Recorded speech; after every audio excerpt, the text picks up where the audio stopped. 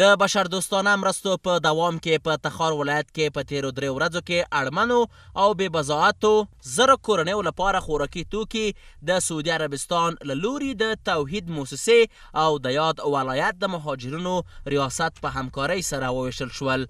په دغه مرستو شویو کڅوړو کې اوړه، وریجې، غوړي، بوره او نور ضروري توکي شامل وو چې د اقتصادي ستونزو سره مخ کورنیو لپاره د عاجل اړتیاوو د پوره کولو زمینه برابره کړه. د مرکز ملک سلمان په مالی ملاتړ باندې او د توحید د موسسې په همکارۍ باندې نن تخار ولایت کې زرو ارمنو کورنیو سره مرسته ترسره کیږي چې د هغې د کورنیو نه مهاجر دي، داخلي بېځای شوي عام بېوزله خلک پکې شامل دي. په دې موادو کې 50 کیلو اوړه دي، 5 کیلو بوره ده، 5 کیلو لوبیا دي، 5 کیلو وریجې دي او 15 لیتره مایع غوړي دي. د تخار اوسیدونکو د دغه مرستو له امله خپله خوښي څرګنده کړې او دا اقدام یې د ژوند د ښه کولو لپاره مؤثر بللی.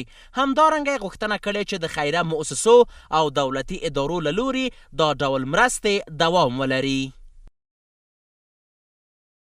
5 ماه پیش از ایران خارج شدیم.